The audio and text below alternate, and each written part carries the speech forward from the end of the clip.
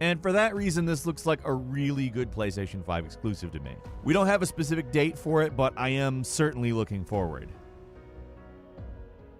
Moving on to number 14, it's Spider-Man Miles Morales, which is a holiday 2020 exclusive. I didn't figure we were getting a Spider-Man sequel this year, but I'm pretty stoked about that. There's a decent chance we're not talking about a full-scale sequel, but rather a standalone, smaller game like Infamous First Light, but that still sounds great.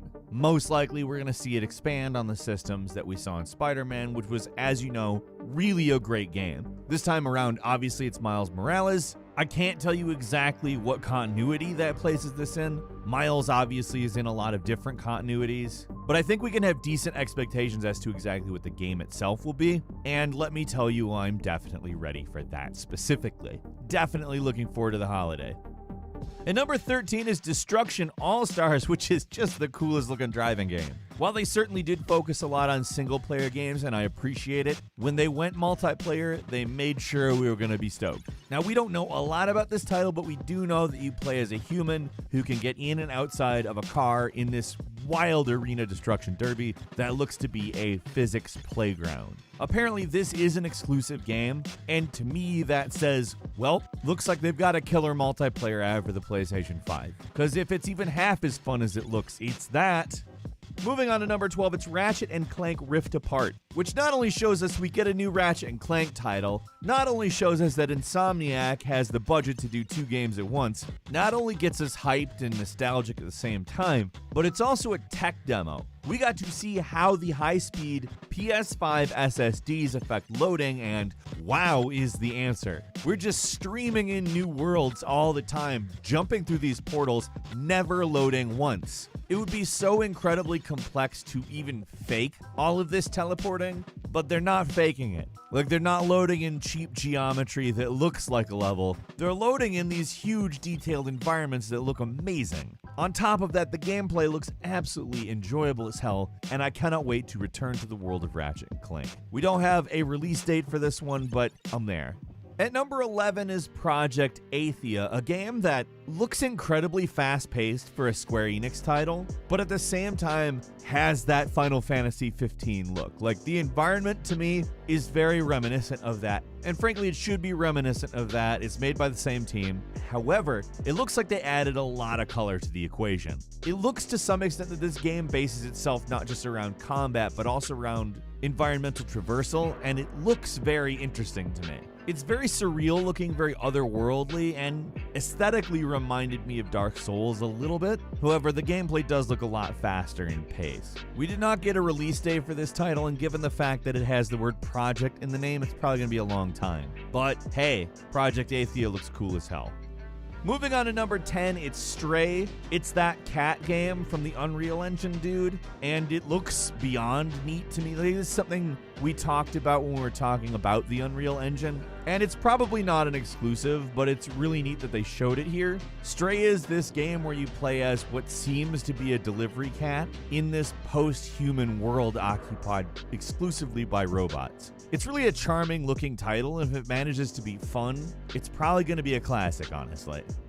At number 9 is Kena Bridge of Spirits, which is a game that kind of looks like a DreamWorks cartoon if it was Breath of the Wild. The combat does look fairly distinct from Breath of the Wild, however, you can definitely tell that it is at least somewhat influenced by the Nintendo title. That being said, it's way more detailed, and it's not the only title on this list that in my opinion kind of looks like that mid-90s random PlayStation 1 aesthetic brought into a new world. I don't know exactly how intentional that is with this title because I don't think it's a PlayStation exclusive. I don't know, but it does look great, and I will be playing Kena when it comes out, whenever that might be. And number 8 is Solar Ash, which is a game from the Hyper Light Drifter guys at Heart Machine. To me, this looks somewhere between Hyper Light Drifter and Journey, in that it gives you this very surrealistic landscape that you appear to be journeying towards the other side of. However, it also gives the impression there is going to be a lot of combat-oriented stuff in the game. Both of those games are some of my favorites from the last decade, so if I'm even vaguely right with my instincts here and it turns out good, Solar Ash is going to be a hell of a game that hits us in 2021.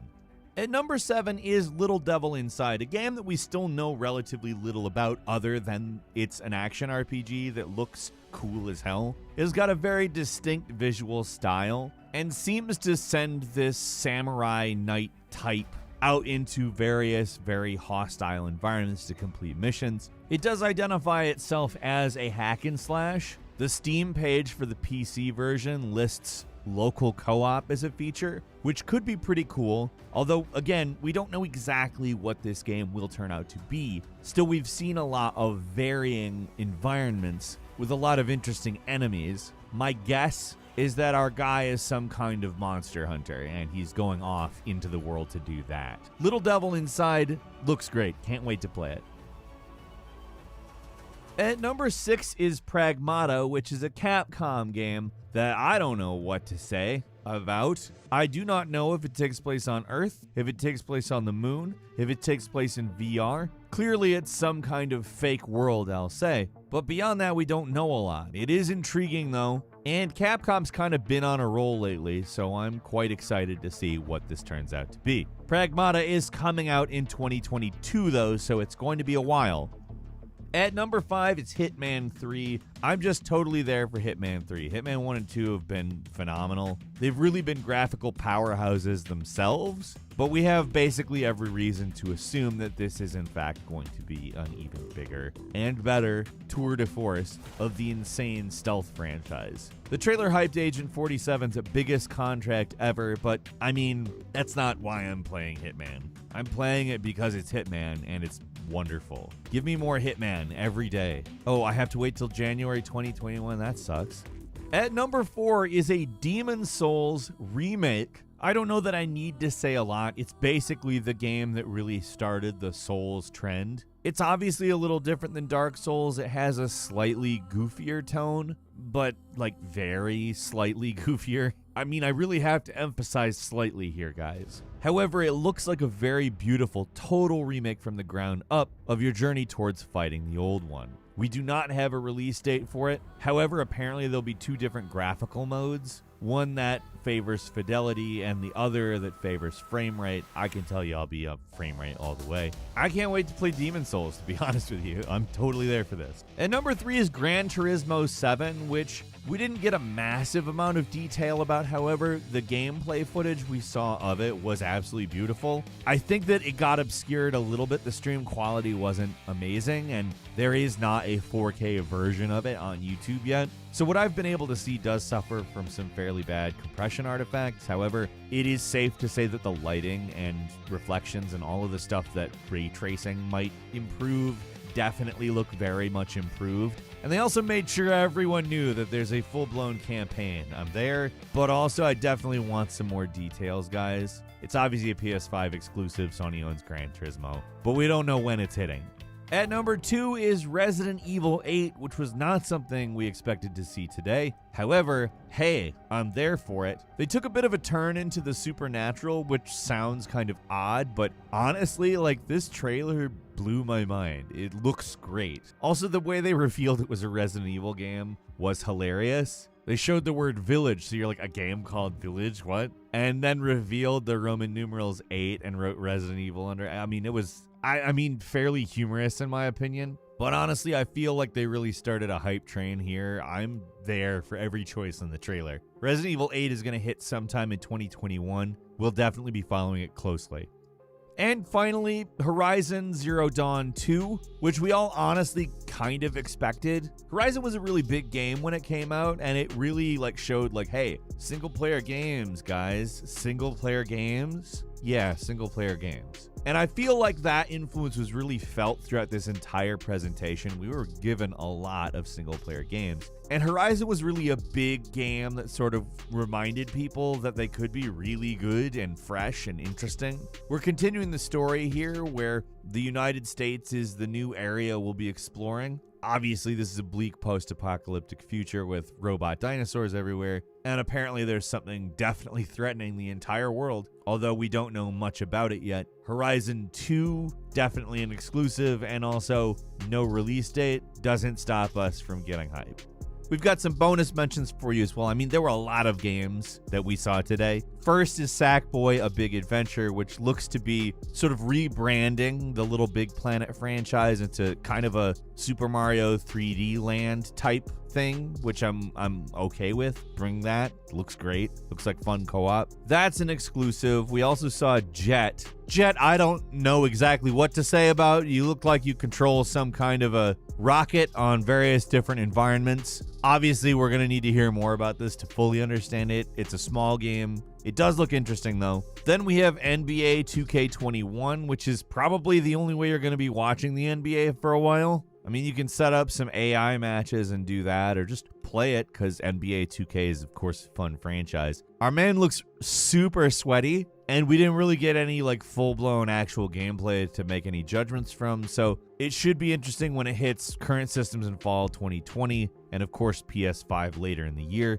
A goofy-looking title called Bug Snacks by the Octodad people, where you eat various different types of bugs that are shaped like food, which makes your limbs and body become shaped like food. I don't know what to say, other than it looks trippy and fun. It's got a slightly demented sense of humor, and I like that. Goodbye Volcano Hype, which looks like a fairly artsy high school game.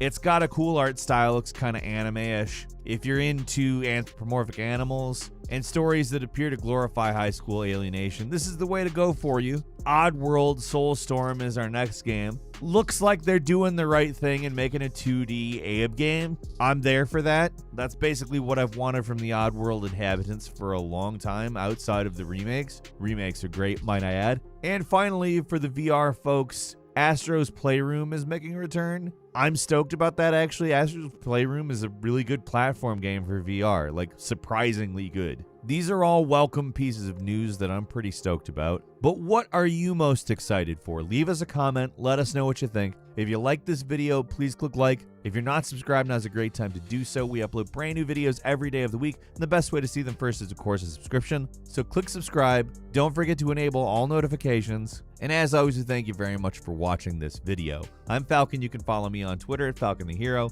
We'll see you next time right here on Game Ranks.